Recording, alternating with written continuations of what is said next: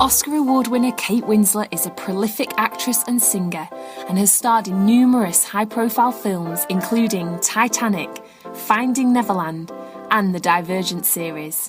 Outside of acting, Kate is a strong proponent of body acceptance and encourages women to take pride in their appearance. So if you've ever been put down or told that you're not good enough, first of all, ignore it and use that fuel to push you on towards your dreams. She is working to teach young girls about self-love and the beauty of all body types. Hello! How amazing to be here! So I am Kate Winslet. Born in Reading, Berkshire, I have 2 sisters and 1 brother. I have a mum and a dad. Our mum was just our mum, a great cook and storyteller, sometimes worked in a local sandwich shop. My dad was a postman, a van driver, a tarmac shoveler, a Christmas tree seller, and he did many other odd jobs along the way to make ends meet. He was also an actor. Yes, he was. More out of work than in it, but he always loved it. And even though he rarely made any money from it, he still loved it. He was happy. And it made me want to be an actor too. At school, I wasn't very good at maths. I was okay at English, pretty rubbish at history. But the thing I loved was drama. It was my passion. Yes, it was my passion. I was always auditioning for the school plays. I didn't really get very good parts, mind you, but I didn't mind. I didn't care. I would often get cast as the crocodile or the scarecrow or the daft fairy. I was even a dancing frog once. But it didn't matter. I still loved it. I loved acting. It didn't matter how big or small the parts were. I wanted to be great, and I was determined to keep learning. So I did my GCSEs. I did okay. Nothing in life comes for free, my dad would say. Do good work. I tried my best. I did good work. I got an A star for drama. It was the only A I got. I got my A, oh yeah. But what was I going to do now? How was I going to realize my dream of being on stage? I never even dared to think about being in films. So first things first, I got a job at the same sandwich shop as my mum. That way I could save enough money each week to pay for the train fares to London to go on auditions. I didn't get that many auditions back then, and it was tough. I never got the parts. I tried so hard to get them, but I never got them, and I was always comparing myself to others. You see, I'd been bullied at school. They called me blubber. They teased me for wanting to act, locked me in the cupboard, laughed at me. I wasn't the prettiest. I've always had big feet. And I was even told that I might be lucky in my acting if I was happy to settle for the fat girl parts. Ever let go. Never let go. And they would say, you're just not really what we're looking for, Kate. And so I'd hear that a lot. And so these comments about how I looked started to crop up, and I'd never really dared to think about how I looked before. I was just kind of ordinary, nothing special. But this unkindness made me feel truly horrendous. I felt I wasn't enough. I wasn't good enough. I didn't look right. And all because I didn't fit into someone else's idea of perfect. I didn't have the perfect body, and I would rarely hear anything positive. So I started to feel uncomfortable in my own skin. It made it hard. I wanted to give up. Maybe I should rethink this acting thing, I said to myself. But it was my passion, and it made me happy. And surely nobody can take my happiness away. So I had to rise above it. I had to dig deep, be strong, because deep down I wanted to play Sandy in Grease, and I wanted to be Annie, and I wanted to be Maria in West Side Story. I wanted to be in the world of my dreams on stage. I was done with being told I looked wrong. I was done with being told I didn't fit that perfect mold. I wanted to be an actress, and nothing was going to stop me. So what did I do? What did I do? I didn't lock myself away and give up on my dream. I fought back. I had to ignore the negative comments. I had to believe in myself. I had to choose to rise above it all, and I had to work hard. You have to be indestructible to do what you love and believe that you are worth it. Yes, believe that you are worth it. And sometimes that's the hardest part. Wrong hair, big feet, wrong face, too ordinary, not right, don't fit, next. And I was the W in the alphabet, so I came last. I was always stuck at the end of the queue. But I stayed focused until W was called out, and it was my turn.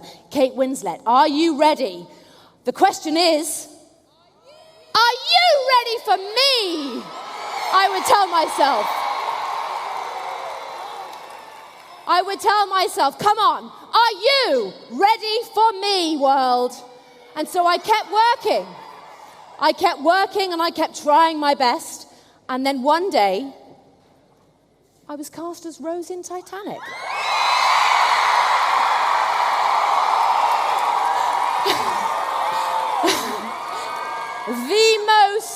The most unlikely candidate, Kate from the sandwich shop in Reading, suddenly acting in one of the biggest movies ever made.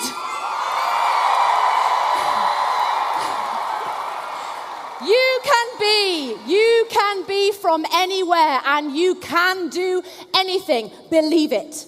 It is possible to overcome your fears. What if I fail? Fall over my big feet. Who cares? Be you. Be you. I learned to embrace my flaws, to make no apology for who I am. I dug deep. And I decided that I simply wouldn't listen when they said that my body didn't fit. This is who I am. The real me. Kate from Reading.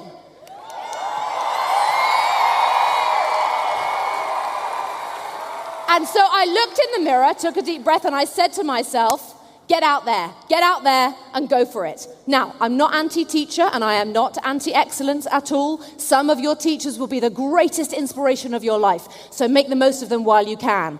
For me, the school of life has been my greatest education. Your school years are years you'll never get back, and don't waste them, but don't waste them feeling crushed by pressure either. Pressure to achieve the highest grades, or to conform to pressure exerted by people around you. We so easily compare ourselves to others. School can be a great time, but it can also be a very cruel time. The way not just to survive, but to thrive in these precious years of your lives is to work out who you are, figure out what makes you truly happy, and hang on to that. Time. Take time. Hang on to it. Take that time. Make the time to figure out who you really want to be. Now, I am going to share one quick and easy idea how to do that. And you're going to hate me for this. Put down your phone. I use my phone all the time. I do it too. I use my phone all the time, whether it's to take photos like most of us do, or text my mum, or look up directions. But today, social media robs us of so many of us of just basic conversation. We're constantly distracted from being our true selves in a world that is fueled by Insta-tweet book face, as I like to call it. So ask yourself, is your phone helping you to be happy? Are you using it? Are you using it in the correct way for you? Are all those fantastic people you follow, are they having a better time than you really? Are they making you feel unsettled or unsatisfied? Does it dent your self-esteem not to get those likes? Does it chip away at your true self? Is it even the real you? Maybe that person is a role. Perhaps you're losing a bit of yourself. Think about that. Let's think about that. I get to play roles, but they aren't real people. They really aren't. I get red carpets of fun. It's fun to dress up, wear lipstick, but it isn't sustainable. It's not the real me. And being a real person is full of much more complex moments.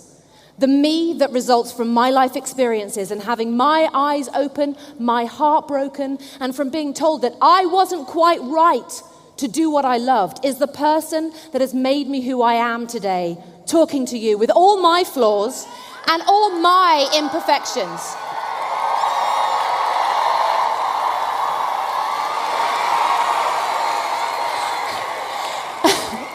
And so perhaps for some of you, the persona that you found yourself creating online is just a version of perfect. And maybe that's hard to step away from. So let's take that energy and time, that precious time that you use, and let's use that effort and make social media a good thing. Let's make it a great thing, a thing that can be a voice for change and inspiration. Let's stand in the way of letting it make us feel bad about ourselves. Now, don't get me wrong. Don't get me wrong. When it's used in the right way, wow, it can be a powerful resource indeed. But for how many of you is it becoming a distraction from your real life? Maybe ask yourself, do you really need to be posting that photo of your lunch? Just enjoy eating it.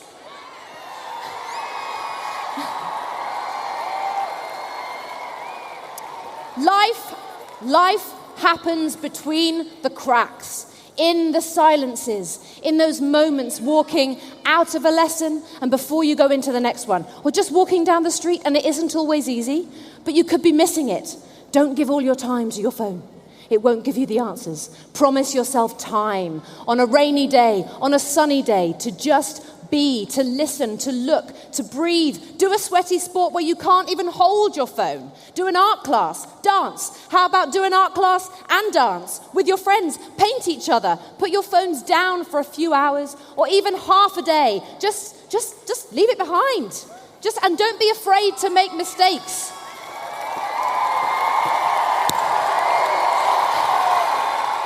Don't be afraid.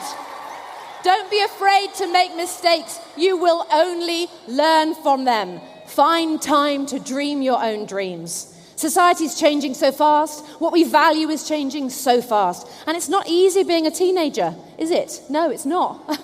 It's becoming harder than ever in a world of peer pressure and awful things such as cyberbullying and exposure to that unattainable aspiration. Now more than ever, it's even harder to filter the nasties out and to escape things that might be upsetting you. So my idea, not as an expert, but simply as me, Kate from Reading, on We Day, let's rethink how we social share. Be kind, be wise. Let's think about how else to share. Share a real chat with the person sitting next to you. Share stories. Share being in this moment by talking or with a hug. With a hug, everybody. I'm hugging you all. The greatest happiness in my professional life. You're chatting. Look at that. The greatest happiness in my professional life comes when I am entirely engaged in the work that I am doing. It fills me up. It's a happiness that I get by being utterly present with the people around me. And it rocks. Now, on a plane, for those of you who've been on a plane, and even those of you who haven't, during the safety briefing, they say, should there be a change in cabin pressure, your oxygen mask will drop down in front of you. Fit it over your nose and mouth and breathe normally. Fit your own mask first before helping others. Allowing yourself to breathe first doesn't mean you aren't able to help other people. It means you are better equipped to help them. You are allowed to take a moment.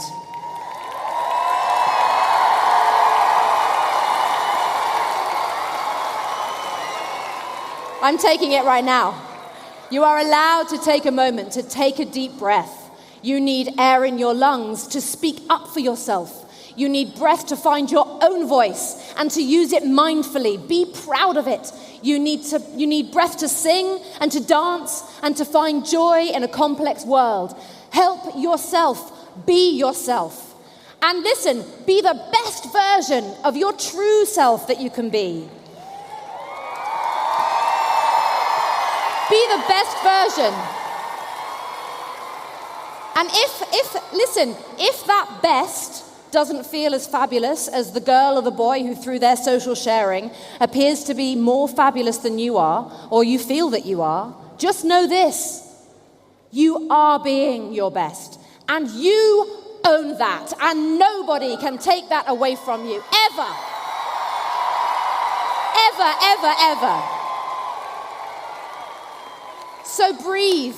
Be present. Put down your phone every once in a while. Work to achieve your wildest dreams and get out there and be true to you. Get out there and go for it, because your generation has the power to rock the world. Thank you. Thank you. Visit our site, EnglishSpeechChannel.com, for exclusive access to video transcripts, offline audio, English lessons, and private classes. Don't forget to explore our free and new ebooks. Also, subscribe to our weekly newsletter for the latest updates. Links in the description below. Thanks for your support.